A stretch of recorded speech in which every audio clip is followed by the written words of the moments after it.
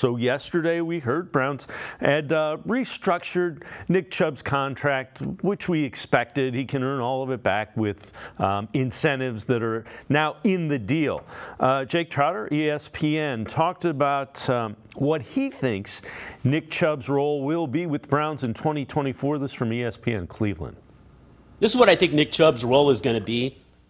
I think it's going to be very similar to what we saw from Kareem Hunt this past season, at least at the start, which, that might feel underwhelming, but the guy's coming off 2 major knee surgeries. I mean, it is what it is. And I'm not betting against Nick Chubb because if anybody can overcome the odds, it's him. But I think everybody needs to temper their expectations of what he's going to look like.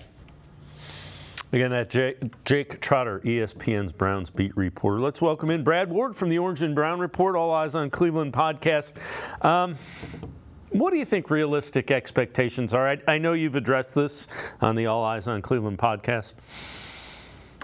Yeah, we talked at length last night, and we had Dr. Jesse Morse on, a sports medicine, regenerative medicine doctor that we always have on the show, and his expectations are for him to be back towards the beginning of the season. I agree with Jake here that naturally I want to temper my expectations a little bit.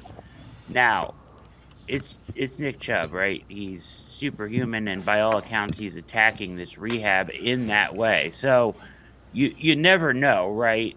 But I do think to Jake's point there, I don't know about a Kareem Hunt role, but I think that he will be eased back into things. And then ideally, you would see him start to trust that leg a little bit more, trust the knee a little bit more on cuts and things like that as you get into December and into the playoffs, right? That's the ideal scenario. Is the target date really, for me, wouldn't be anything in the regular season. It would be, we expect to be a postseason team.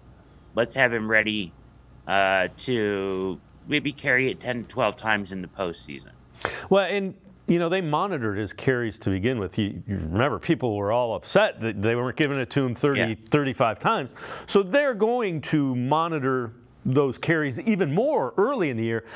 The thing that Nick Chubb didn't have a lot of explosion, and we found out after the season he was hurt, so that's one of the reasons.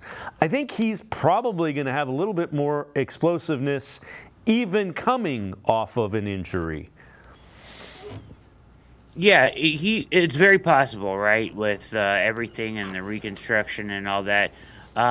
What we find out with these knee injuries a lot of times is, and a lot of it's mental too, the biggest thing is trust. So that's where you can't, with Nick Chubb, he's such a specimen that he may have a totally different mental approach than some other players that have recovered from similar injuries. But you see guys come back, kind of reacclimate to the game speed, and then oftentimes you see them more back to themselves in the following year, so 2025, right?